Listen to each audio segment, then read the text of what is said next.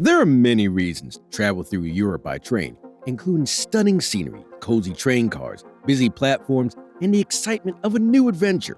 However, for those who didn't grow up in an area where taking trains were standard, taking trains in Europe can be both intimidating and thrilling. The Travel Guide has accumulated a ton of European rail travel tips after taking multiple trips around and across the continent. Most importantly, we know what we wish we had known before we began taking trains across Europe, and we can impart that information to you. Welcome back to the official Travel Guide channel. This video will show you the ultimate guide to traveling Europe by train. Don't forget to like, subscribe, and hit the notification bell for more official Travel Guide videos. This guide on rail travel around Europe is for you if you're organizing a grand multi-destination vacation and want to use the train but have never taken the train on the continent before. Travel Recommendations has specifically developed this guide for anyone eager to travel through Europe by train. With so many possibilities for getting through Europe, planes, trains, buses, rental cars, river cruises, how can you decide if train travel suits you? We want to highlight several benefits and drawbacks of taking the train across Europe. Benefits of train travel in Europe. Europe by rail is a journey that should be on your bucket list. Many people have it on their bucket list to travel by rail through Europe for a good reason. It's a fantastic way to see the country. It may permit spontaneity for some routes, especially those with set ticket pricing. Riding the train makes you more impulsive and requires less planning than flying a plane. Wherever you are, it can be pretty attractive. If you've ever daydreamed about seeing the mountains, streams, oceans, villages, castles, and vineyards pass by while you ride a train through Europe, we want to let you know that it is how it is a majority of the time. Of course, not all the continent is beautiful, but if you travel by train, you'll probably see some breathtaking sights. The majority of train stations are in the city's core. Unlike airports, which are outside of the city's action, train stations are in the middle of the action. In Cologne, for instance, you can walk out the train station and see the cathedral. When you arrive, you will be less than a 10-minute walk from the Duomo in Florence. You can begin sightseeing as soon as you arrive in some cities, such as Milan and Paris's Gare de Lyon, where the magnificent central train station is practically a tourist destination in and of itself. It saves you time from going from the airport to the city center. There are no restrictions on luggage. You can carry whatever you want on a train because nobody will weigh it or check that it is just a specific size. In Europe, taking the train is typically far more comfortable than taking a plane. There is less hassle, better seating, greater mobility, frequent better views, and greater control over your surroundings. Travel and Leisure would choose to travel across Europe by train over a plane any day of the week, assuming all other factors, price, time, etc., were equal. Now here are a few drawbacks of train travel in Europe. It can be expensive. When you first set out to travel through Europe by train, you may believe it is more affordable than flying. Usually, it is cheaper to take a more reasonable flight than a train between two major European cities.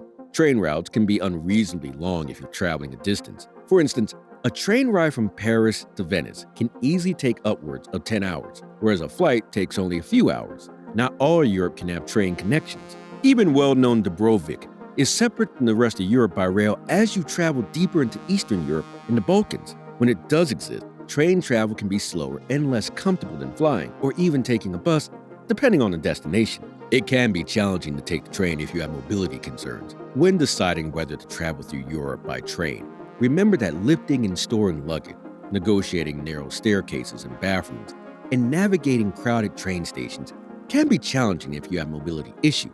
Taking the train throughout Europe is a truly gratifying experience worth venturing outside your comfort zone.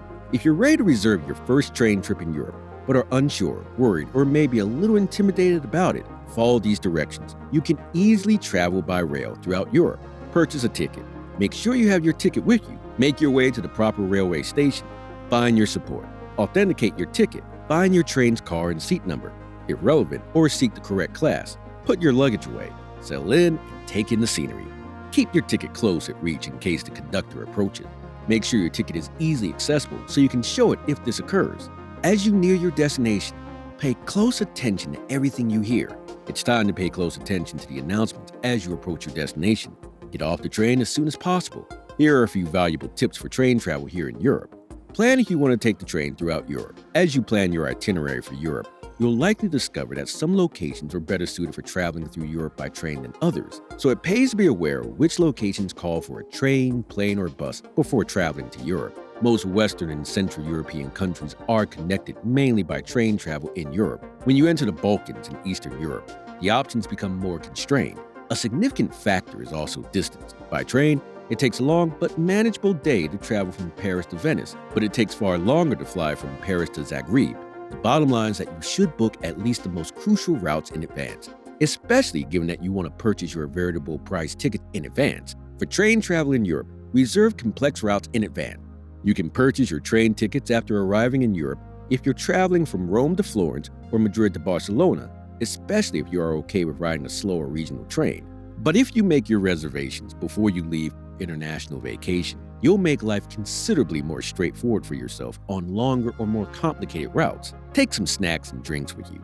Although most long-haul flights feature a small restaurant cart on board, serving drinks, pre-packaged snacks, and occasionally a small meal, the selection is often approximately on par with airplane cuisine that is pricey and unexceptional. It is far preferable to carry a variety of snacks or even a full dinner, as it is entirely normal on trains throughout most of Europe. Don't rely on having internet access when traveling.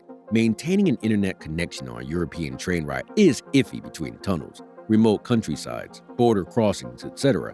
So it's best not to count on having access. It is true even if you have a European SIM card and are traveling within the Schengen zone, where SIM cards are supposed to work across borders.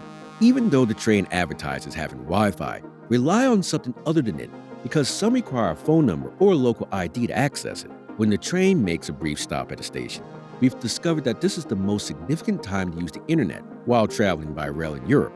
You may anticipate at least a few minutes of access there if you have a SIM card that is compatible with that location. We hope you enjoyed our video about traveling to Europe by train. Have you ever traveled by train in Europe? Please feel free to share your experiences in the comment section. If you like this video, don't forget to like, subscribe, and hit the notification bell for more travel guide videos. Travel Guide channel makes your travel easy.